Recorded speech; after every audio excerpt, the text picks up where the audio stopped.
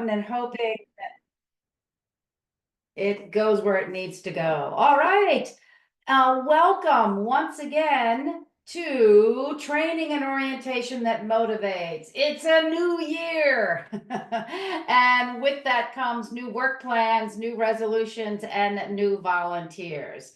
It's a great time, therefore, for us to talk about how are we going to support these ladies and gents that are helping us. And so our goal for doing this particular project was to shine the light and get ourselves on the right foot for helping to support our volunteers in the new year. It's really interesting because just at the end of last year, the Collaborate discussion got underway in the component section, Collaborate. And it was really interesting seeing how many people were asking for samples and me too's. And so what I'm hoping is in this conversation, we can fill in some of the questions from that discussion. So who's the we? Well, it's obviously all of you, plus Bill, Highway, and Mariner. So Bill Highway, of course, is your solution for the chapter management product. They provide that incredible balance between headquarters visibility and chapter autonomy, excuse me. They also have some other programs and supports which collectively should be able to give you help in dealing with all the assistance to dealing with the many things you need to get done. Sorry, I'm getting a little distraction outside on my window with a rather aggressive bird. Anyway, and then of course, Mariner is your partner for all things information, training, resources when it comes to how do you work with your volunteers. Really excited before we get started to give you two cool dates. The first date I want to shine at you right now is Friday, April 4th. That is the 2025 running of CEX.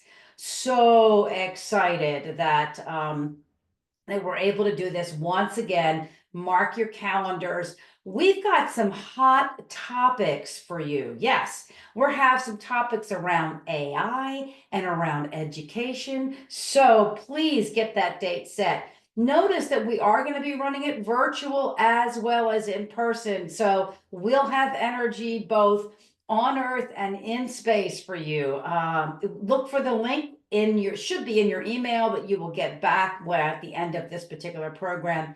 Now, this is kind of a last minute date, but we do have a couple of seats left on the volunteer liaison role. You all are working with volunteers. If you want to build up some of your skills, we've got a couple of seats in both the in-person on the 30th and the virtual on the 28th. Use the QR code, throw any questions in chat, we'll get back to you. I always like to, at the beginning, make sure you're aware of what other resources are available. For example, up on Bill Highway's website, you're going to find some really cool case studies and a blog that has lots of resources and connections. So definitely check those out. Okay, what are we here for? We're here because too often this is how we think our volunteers are looking. We got volunteer problems. We can't find them. We don't get the right ones. We have ones, but sometimes we think maybe they don't have a clue. They are so important to us. They're the ones that connect our members to services, to products, to the community. Oh, heavens. All these problems that get us underwater when we're talking about our volunteers. So here's the deal. Research has told us a couple of places where we are missing the beat. And that's what we want to solve for today. You can't, what's the proverbial thing? You can lead a horse to water, but you can't make them drink. It's to a certain degree, we're going to have to deal with the volunteers that come in front of us.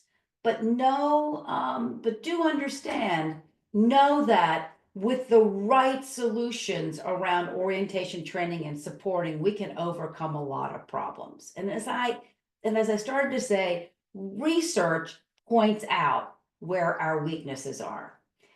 In the decision to volunteer, we heard folks say, I can't do those jobs. I won't sign up because I don't have the skills and knowledge, and I don't see any indication of how I'm going to get that. That's a miss for us to not sell up front how we do professional development for all of our folks. Then the key dissatisfiers for volunteering, which means they come and then they leave before the job is done, they tell us is inadequate orientation, training, and resources.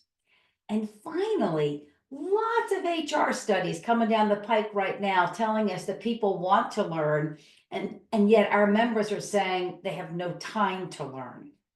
So part of that is because we're not giving them learning opportunities that fit into their schedules.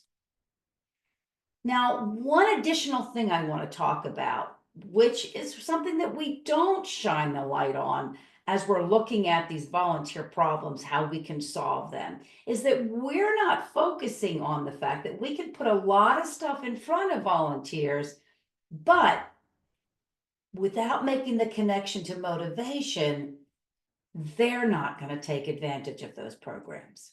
So while we understand that they need it, they want it, they have limited time for it, the real big missing piece here is us connecting them based on their motivations. This is a very important element that impacts training and orientation. Great article in the association's now October issue, October 2024, on how to create a learning culture. They were quoting the Sloan MIT Management Review article that having a sense of purpose for the learning predicts successful development of skills and capabilities. So let's put those elements together, right? Let's put those elements together. There's an interest in the job, but they don't have the skills, so they feel I can't do it. They get into a job and they're not oriented properly. They don't have the right access to resources, so they feel hesitant. They have limited time to give you. If you put all of those together, we can begin to fix some of our volunteer problems with the right orientation and training. Now, what I'm going to suggest is that in order for this to happen, we have to begin to build and really connect into a culture of continuous learning. So in that article from the MIT Sloan Management Review, they had a number of strategies, which I wanted to share with us here as we're beginning to think about how might we rethink our orientation, training, and development for our volunteers. Yeah, I'm seeing a couple people saying, excellent, yeah, time is a big factor. And that's one of the reasons why we have to have this critical conversation. So a couple of things that, again, the review article mentioned. I love this one. It is to conduct purpose discovery sessions. What are these? These are workshops. You could do interviews. You might default to a survey. This is where you ask your volunteers, what are their personal and professional purposes? What do they want to get done? How do they want to explore being involved with you as a volunteer? This is where we ask our volunteers questions like, what are your goals? Where do you want to go? This is where you find out maybe someone says, well, I'm really interested ultimately in the national board. Okay, well, what are you doing now? What are your skill set? It's all about us beginning to tease out what are the motivations. I love this because this is giving us an opportunity to get ourselves in the minds of the users, the folks that we want to train and orient, rather than going from our perspective.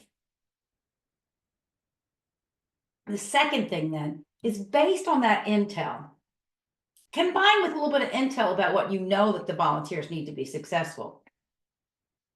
Curate and give access to contact that aligns. Too often, we have these resource libraries or this chapter manual.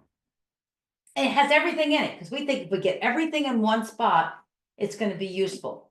Well, the problem is most volunteers are too busy to figure out what's important for them. So it's our opportunity to say, you know what? This is what you're interested in. This is the job you've signed on to. Here are the 3 things you need. As you get to know your volunteers, customizing learning paths, helping them make connections between where they are today, where they want to be, and the learning that will help them get there really makes a difference. If someone doesn't want to be president of the component, or the doesn't want to be chair of the SIG, but they do want to be involved or engaged in, say, the communications group, or they want to be involved or engaged in the advocacy, then let's not fill their time with orientation that doesn't make sense. Tapping into learning communities and membership programs. What the MIT Sloan Management Review talked about, and I see this in adult learning practices, is that 2 of the most successful ways of folks beginning to really develop their own intel, their knowledge, their understanding is in peer-to-peer learning. Learning communities, which are, and I don't want you to think necessarily of, oh, I'm going to have this chapter leader or this component leader community, and they're going to be constant conversation. I'm talking about taking learning communities and make them in the moment and give them a short horizon where they're talking and learning and discussing questions. The mentorship program takes that from a small group to a one-on-one. These are very valuable programs, and if we haven't invested in these along with some of the other elements, we could be missing a real opportunity for us to strengthen what our volunteers need to know. Another missing piece that was highlighted in this article that I read, and quite frankly, I haven't even thought about it quite this way, but it's this notion of rewarding and recognizing learning. It does 2 things. It validates the time and effort they put into it, right? Secondly, just the act of lifting up the concept of learning lets other folks know that, oh my goodness, I may not know everything, but there's opportunity to learn. So now, remember that first point that I mentioned in the research? I'm not going to say yes because I don't know. Now you overcome that. In terms of a nervousness about, should I say yes, I get it, and then I don't feel really comfortable. When I see that you're lifting up how folks are managing the process, now I feel like I could go in that same process. Lastly, let's tie this all into your LMS at some point. I think I saw Wes's name. Yes, there's Wes. You know, there's a number of associations who have begun to build some of their volunteer training and orientation into their LMSs. I know at a previous job, RAPS did that. And I'd love to hear from some of you in the chat. Who else has built it into the LMS so that you can track it, you can highlight it, you can celebrate it, you can badge it? I think that is really, really important way of us doing this. Plus, it creates an in the moment, on demand, self-directed learning, which really connects with the newer professionals that are coming in. So, if we're going to make all this happen, if we're going to really be able to connect all these pieces and, really put some intentionality around what we're seeing in adult learning and in HR studies about connecting, it's useful for us to have a conversation about, why do volunteers come to us? What are their common motivations?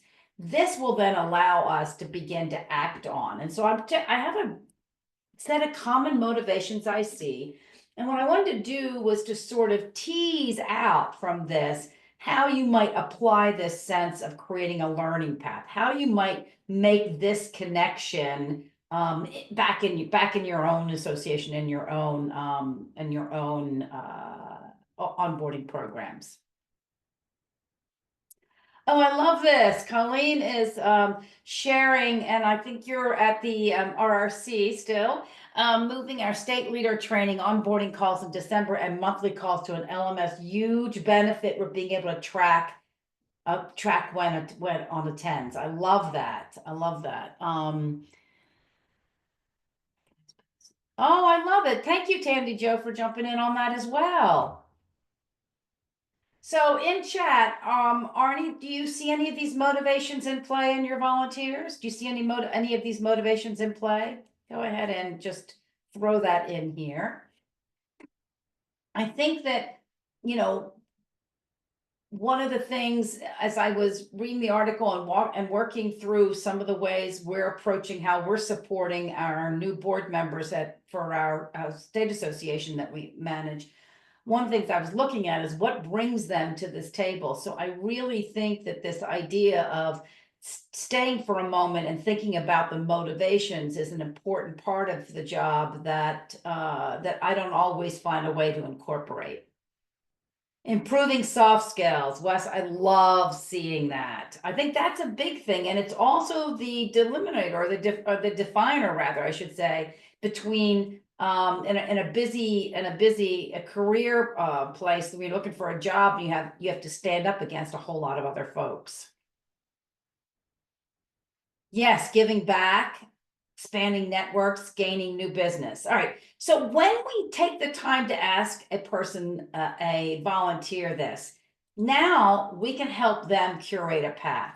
So this is an example. Christine Metter and I worked together collaboratively with a group of association pros to put together a white paper on developing volunteer learning journey. So this is a little snippet from it, and there is a link at the end that'll help you be able to download that and take a look at this free report. But this is where we're trying to get to. So essentially, if you've done this intake and you've asked people about their motivation, and it says, let's say I hope to build a technical skill for my current job. So this was, by the way, a very real thing. I had a volunteer at our state association back a couple of years ago who had just been handed, this is a while ago, but had just been handed responsibility for developing a new digital communication channel. And in this case, it was largely to be kind of a newsletter type thing. Didn't have any real experience with that. So part of what we talked about was getting involved with the chapter's newsletter and getting a sense of editing the chapter newsletter and figuring out how do you take what we're used to doing, very lengthy articles in a print piece, and making them shorter and sweeter. And that was the opportunity for this person to take this volunteer job, learn some skills, and take them back. Now, let's just say that they've reached that point and you want to keep them on this process. Maybe the development piece is then helping them look at, okay, let's step back and look at all the things that you're writing about, and where do we find diversity and inclusion in this collection of things we're working on? How do we create this particular newsletter over a series of months and make sure that it's reflecting the diversity of thought and topics and contributors? It's the same thing with someone who's looking for a new job, or they're looking to be able to create an opportunity, a career path that's taking them in newer directions. And so you talk about, well, having your voice heard in even team meetings will be important. How do you become a really effective team player? And so we begin to help them develop some fundamentals of meeting management, building agendas, running meetings, being a facilitator, collaborating in a virtual team process, for example. That begins to build those skills. And then the next level of actually developing that skill a little further is saying, okay, how do we then help you build negotiation, delegation skills necessary for leading teams? So my purpose for showing you this is not to go too far down this path, but to show you that when you know the motivation, you can connect them to a role and an opportunity to learn a skill set that benefits you, the organization, them as an individual, and create a pathway that keeps them in that learning pathway, so you are continuing to develop them. All of this ties to some fundamental adult learning practices. Practices that say we really have to begin to start with the individual, provide them opportunities, and point them in directions. That we have to get both practical on here's the 5 things you need to know, but then also take them into scenarios where they get a chance to do case studies, they get a chance to problem solve. And finally, you have to tap into what's important to them and the experiences that they're already having. Alrighty. I'm hoping that this can ground us to have a more in the weeds conversation. Let me pause for a moment, check in on chat. So I've just given you some philosophical stuff. We're going to get really detailed in just a moment. But any ahas, anything that's coming out of this piece that I shared with you and some of these resources? Anything coming out that will make a difference here? Go ahead. Let's see. I'm going to let chat catch up with me. You had table talk activities to your annual chapter leaders program, Jill. I love that. That's really connecting in to helping folks plug into peers for that collective learning. Building soft skills is an opportunity for volunteers. Yes, I absolutely think we've missed this opportunity to say to folks, what do you need in your day job? Let me help you get those skills because it's going to help you in the volunteer job as well. All right. So let me go ahead and monthly training top leaders. Perfect. Awesome. Keep coming in. Let me go ahead and talk a little bit now about how do we build the strategy. And I got a poll for you. So let me bring up one of these polls. All right. In terms of your current strategy, I have a long list here. So take that, take the poll and really open the window big. Give me multiple choice. In terms of your mix, what are you offering? In terms of your mix, what are you offering? Yes, Beth, I agree. Being able to put it into the LMS allows you to track it, but then you can also show them the learning path. It is hard to show the learning path when you have a bunch of one-up things happening or you just send them to a resource. But in an LMS, they can track their own progress, which I love, and it shows them that when I get to here, then I have these other skills I can learn, and that's a benefit of volunteering. Okay, you guys are fast. I should have started with polls. It warms you up beautifully, I know. Okay, I've got a good percentage of you. We're closing on 85% have responded. So keep them coming. I'm going to give you just a couple more moments. I love seeing that everything here has got at least a person checked on it. That's excellent. And go ahead and chat. I see a couple of you have said other. Share what other is. This is part of us crowdsourcing. Let's begin to build examples. So share what other things you are doing. Okay. And I'm going to go ahead and kind of count down in 3, 2, 1. I'm going to end the poll and I'm going to share the results. So check this out. It seems like since COVID, it was a no-brainer for us all to offer some virtual training. I love the fact that 4 of you are mentioning LMS courses. So let's talk a little bit about that in chat. Online community, regular virtual town halls or meetups. Now, if you're one of the 34% who checked orientation by roles, I get so many requests for examples of this. Could you put in chat if you've got an example of your orientation by roles? And if you're willing to share it, can we circle back around you to get some more details to share that as a resource? So go ahead and put that in chat as well.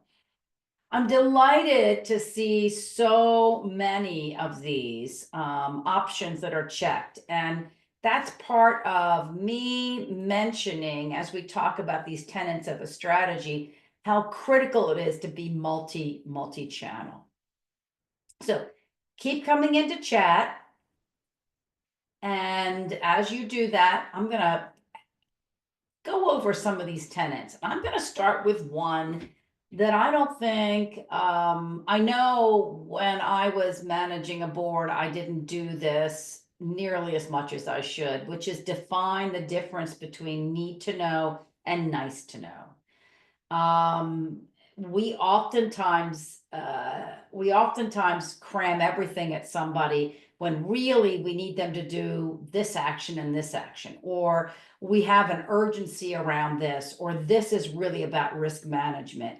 And so we give them too much. It's like going into the grocery store and saying, I'm going to buy cereal, and then you have two two aisles all the way down of cereal, and I have to make a choice. We can't do that. We have to say, this is what you need to know. If you have more time, fill onto this, or this is the level that I need you to really absolutely know about X. Now you want to go deeper, here's going deeper. This is also about taking it and making it more bite-sized. So ask yourself throughout the process, what do they need to know? What is nice to know? And have them go from there. Oh, Tandy Joe, I love that. We ought to all circle that chat. Going over the job description for the position, showing them where the online resources live and discussing our processes. It will make it less scary.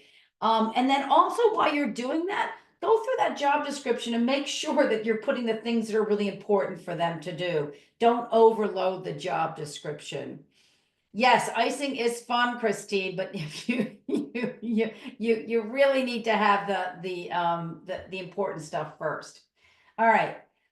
Once you know, need to know versus nice to know, then let's talk about frequency. How can we get something that's important to folks in front of them on a regular basis? Now, I'm not talking about the fact that you have a 24-hour portal. I'm talking about gentle reminders. I'm talking about restating that this needs to be here. And yes, there's a perfect example of need to know versus nice to know. You don't have to be a accounting wizard. You don't have to know all the best practices about financial accounting, but you do need to know the 2 to 3 critical things about accounting in terms of safety of your resources and accurate reporting. So frequency, digestible, accessible, meaning you've got some on demand, you've got some that's going to be a particular schedule. You have the ability for people to get through to it by phone or by website. You're creating a portal where people can easily go to and navigate. And let's not underestimate the fact that the importance of getting an email out that has one link that's really critical right now.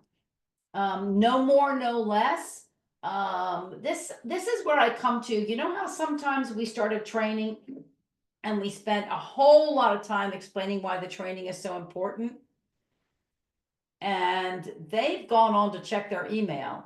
So if we're going to be more respectful of their time, we have to get to the point, which means using automation so that we can streamline tasks. This is about streamlining tasks. This is about saying, I don't have to teach them how to do. If I give them QuickBooks Online and I give them a template, I don't have to teach them how to set the template up. And I can automate an awful lot of tasks.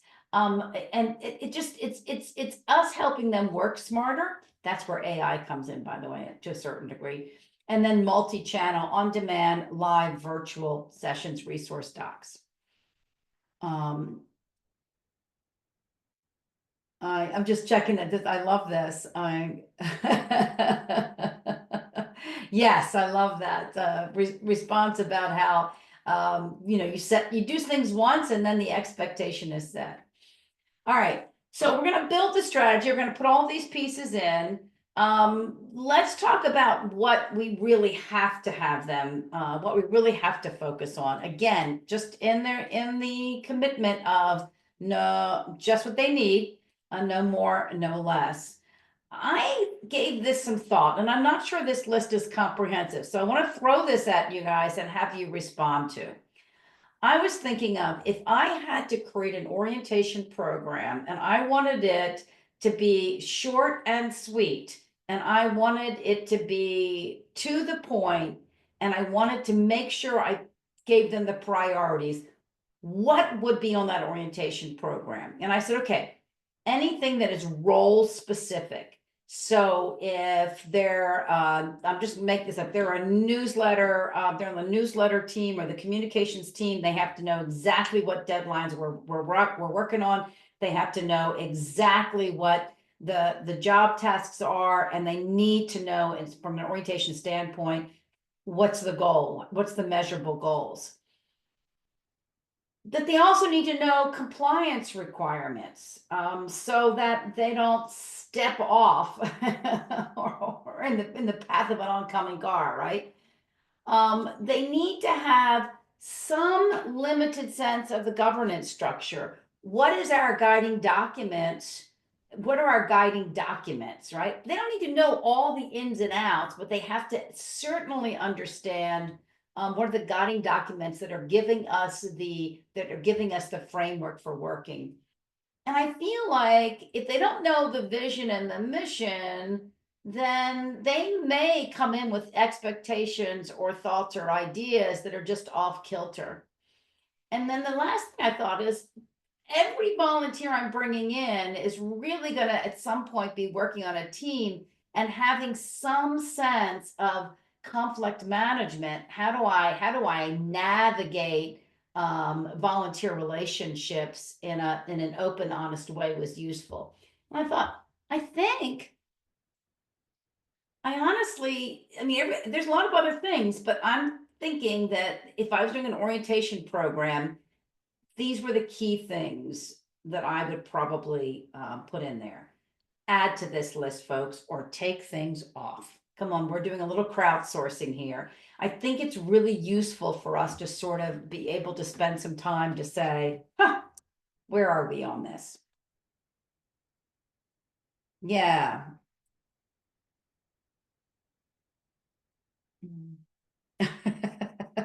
Yeah, most I think many volunteers, in fact, indeed, probably staff members, have a problem with conflict management, but yet we have dysfunctional boards at our chapter level and some of our committee levels. We have non-productive conversations, right? And I think that, I think while it's less often, we get our volunteers get into scary waters around making decisions that aren't good.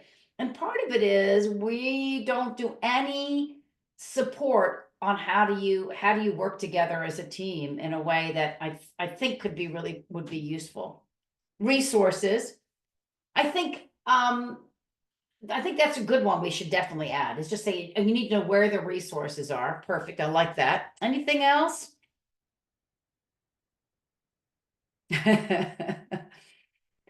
Yes, Elizabeth, absolutely. And that was sort of the thinking behind the governance structure.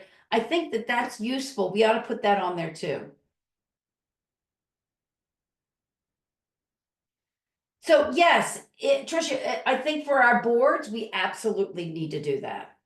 All right, so let me keep moving here. Keep doing this because I want us we're a bunch of smart folks here, and I think it's really useful for us to come up with this sort of sense of if we're going to build it, what's the it, right? And then we can say, all right, how are we gonna share that information? This is where that multi-channel being able to say, I need to have stuff that's digestible, accessible, comes in. And my sense, and you see this in the I have a link at the end here for training resource, is this notion of think in three buckets: 24/7, think reoccurring, like this is something I'm pretty sure I'm going to see again, I know how to get to that. And think in person as much as possible. It's great to have something in person. Maybe it's a meetup at your conference, maybe it's a dedicated workshop at your conference, maybe it's a dedicated standalone leadership conference, maybe it's meetups around the country. But this notion of really being able to have an opportunity to be face to face, I think is really critical. Now, it's not always possible, but where can you facilitate? Where can you facilitate this opportunity? When we're talking about reoccurring, I think that the model that NIGP does, and I heard NIGP is the public procurement people, and I heard this from the Community Institutes folks. They have regular like virtual water coolers, and it's like on a calendar, and you know that you're going to connect with that. I'm part of a CEO circle, and once a month on a Thursday at noon Eastern time, we connect. It's reoccurring. It's a calendar appointment that's there that makes me, I work around it because I'm giving myself the space to have that knowledge community that I can constantly check in with. And then, of course, the online is all of our on demand stuff.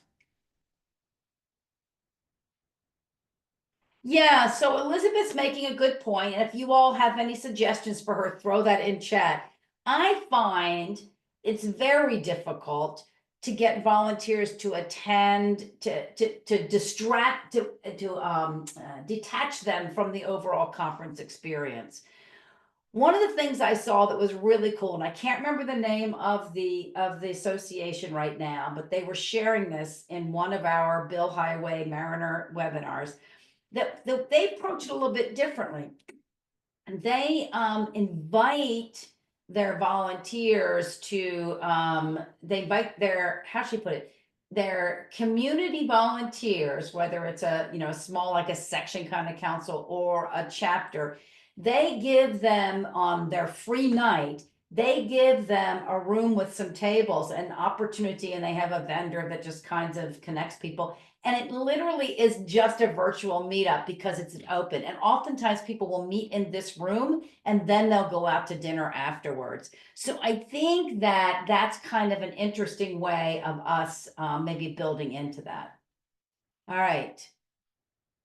So let me give you just a real quick snapshot, because you want to put all of these together. Here's something that we did for a previous CEX, where we talked about just creating kind of a map. Sit back if you don't already, and I'm sure many of you do, sit back and say this, and then go back to this slide and say, do I have something of each one of these buckets on this?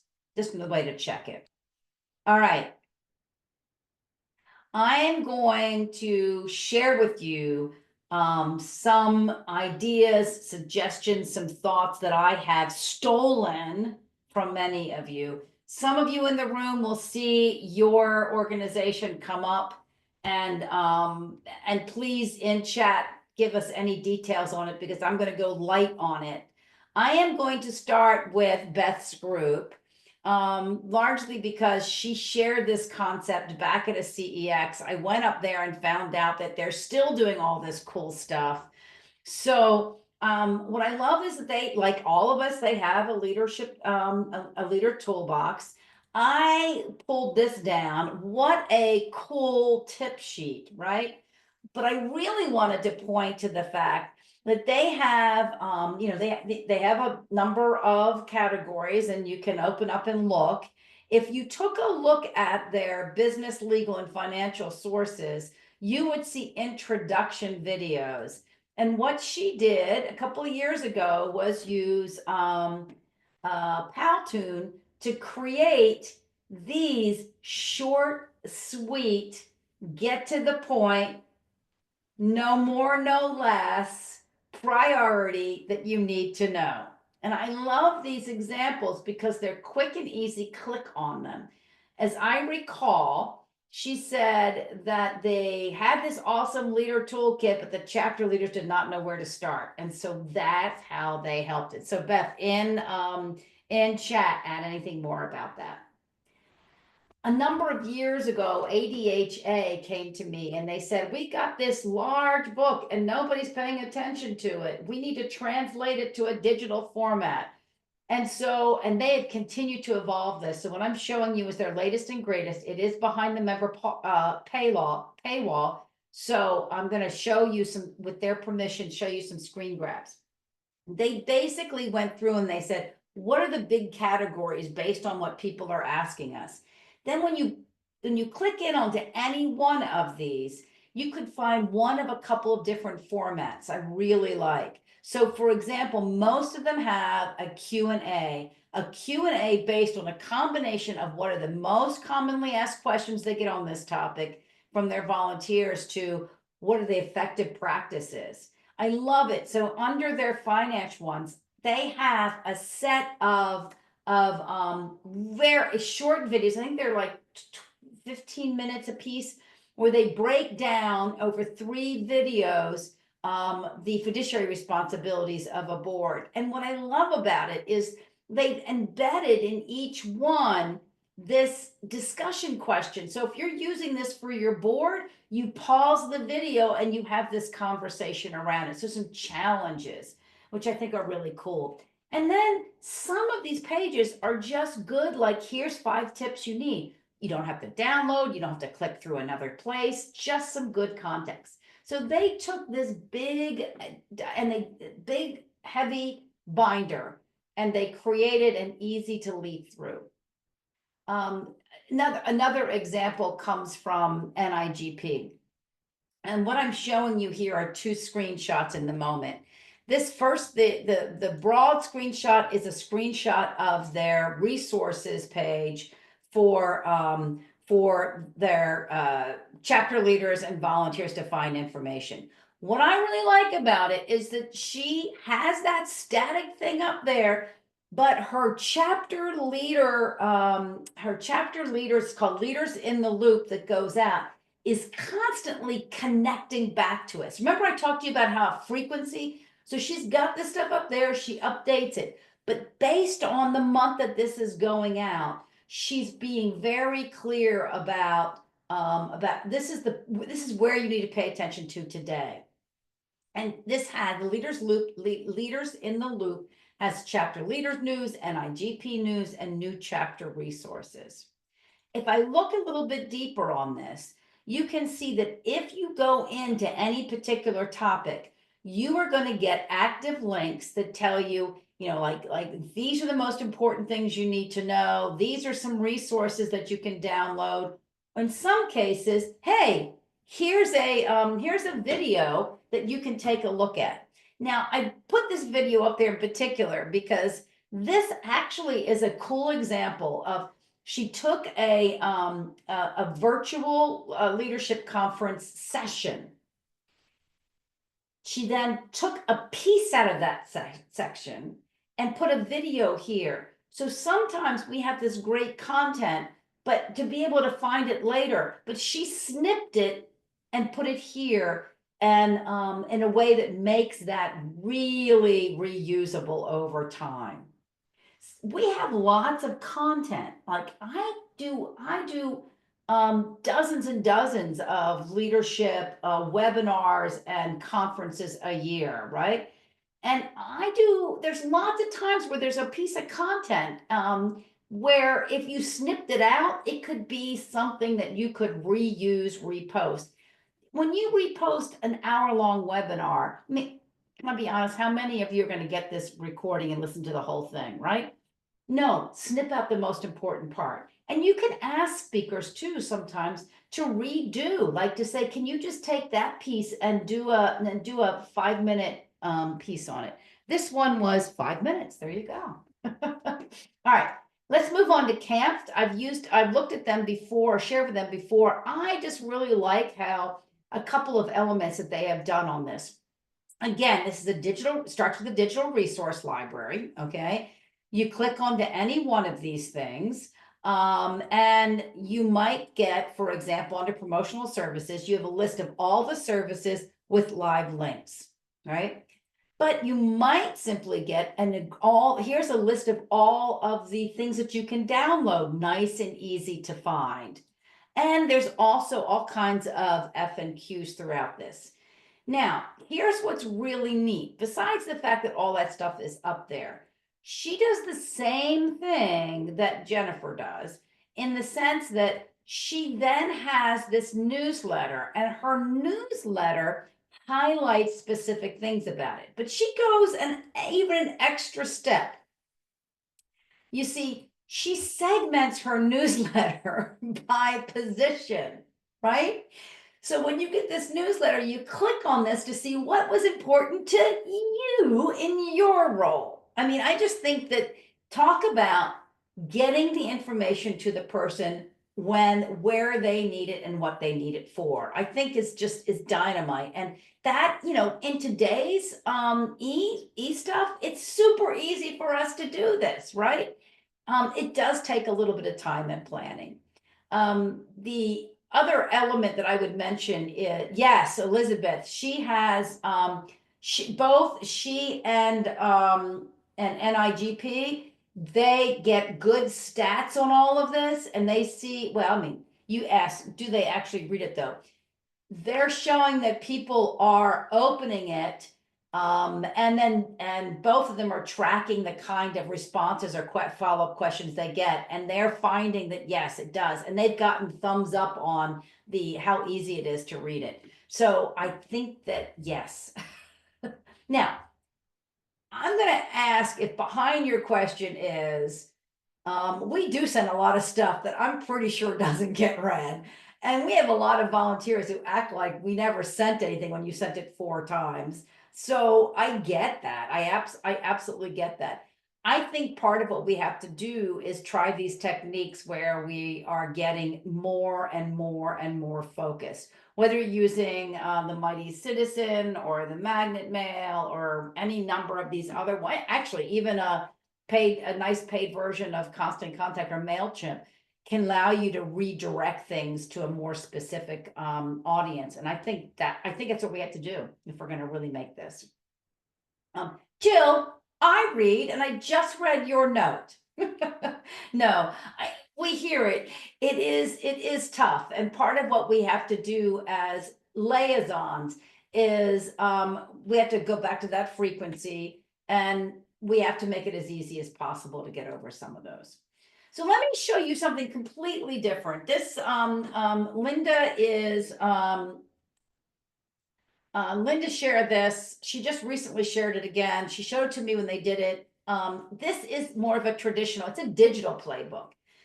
The reason I want to show this to you, and again, you can see all these links so you can go look at it. I'm going to show you this to is because, first of all, I just think that the table of contents is cool.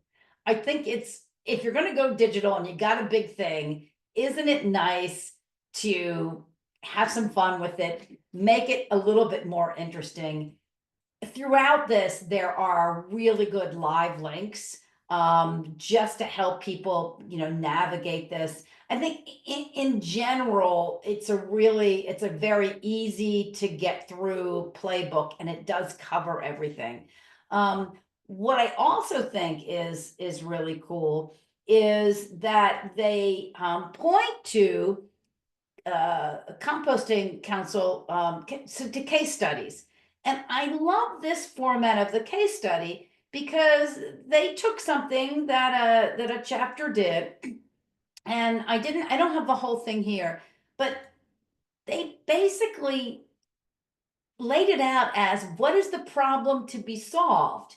What was the planning timeline? What were the resources needed? And what did the chapter absolutely have to give in? And then they have more detail on the second page, but isn't that neat to start with what was the problem being solved? This is an older case study, but I really think it's cool the way they pulled this together. Let's move on to ends of court. I know we have Wes here. I had a great conversation with a couple members of their team, been a couple of months ago, where we talked about what are you doing, how are you supporting. They've got some really neat things in the background that I'm not gonna that aren't gonna show up necessarily here. And I'm sure Wes would talk to you more. But when you go here, now these are lawyers. So you notice how every one of these designs sort of looks different, and it really reflects the culture, which I love it. NIGP is all about government procurement. These are lawyers. Whereas ADHD, listen to me, dental hygienists, they're younger, colorful kind of thing. So understand these are all different. I like the fact that here on theirs that you've got lots of really links that get you to where you want to go. But check out how they have pulled all this together. So you're seeing a screen grab of their resource. They do monthly virtual leadership labs. They're very concise training on specific management topics. Then they do video tutorials. I went through and clicked through some of them, just connecting people to the content.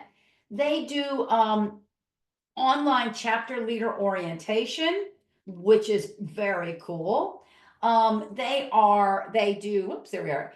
They are in development. So we're going to have to go back and circle back with you guys, Wes. Interactive volunteer learning framework. And I don't know where that is in the process, but I know that she mentioned in the email, the text on that you're doing this.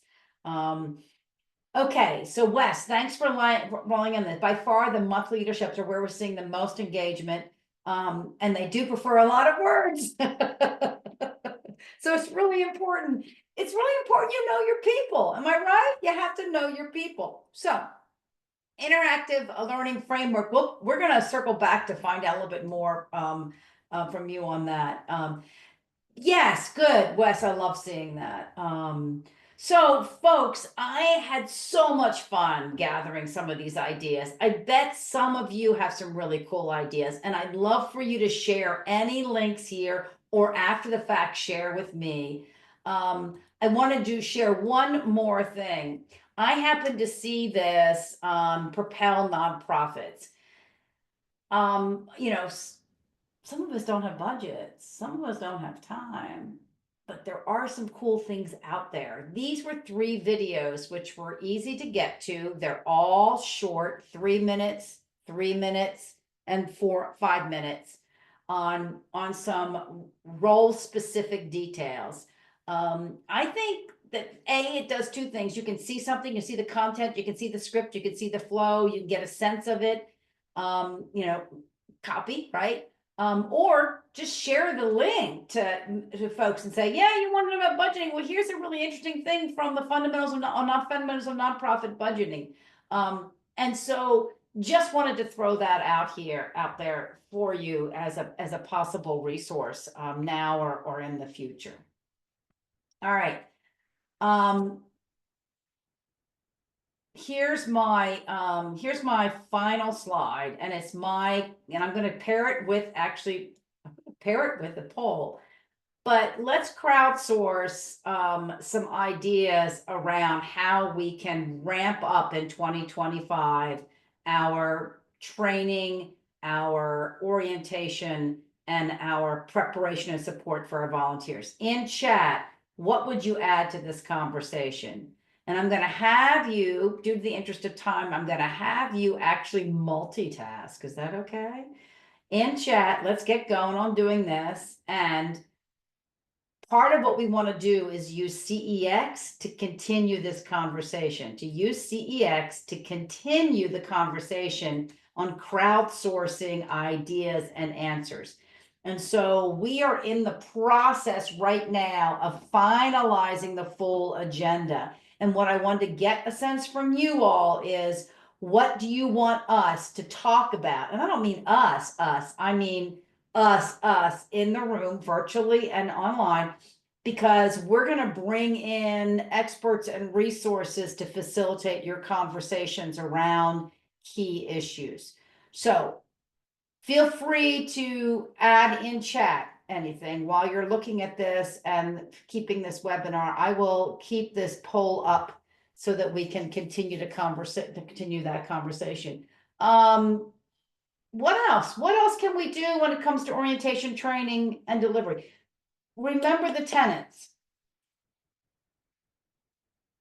Connect to the motivations. Your volunteers are volunteering because they want to get something done. They have a particular need. Connect to those motivations. Secondly, make sure it's what they need to know. You're not inundating them with nice to know. And third, I want you to think about how many different ways can I get information in front of them and how can I make it as accessible and digestible as possible. Steal from all these. And the slide deck, you'll have URLs. You can absolutely steal from them. And of course, you'll get the chat.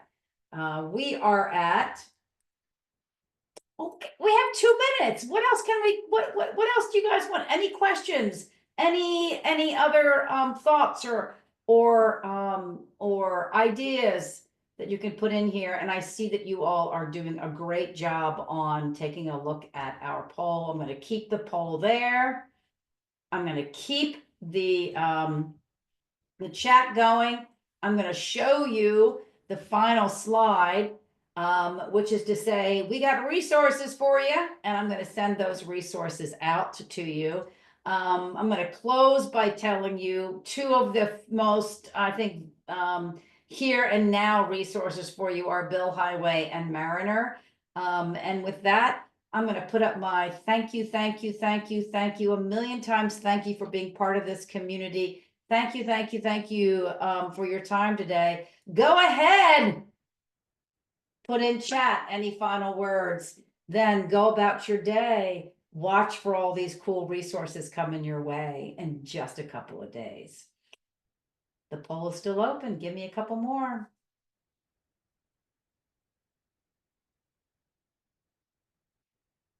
Excellent.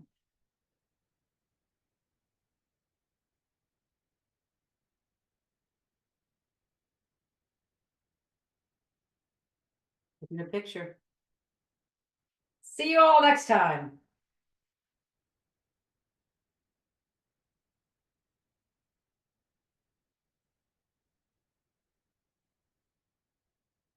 And with that, out of here.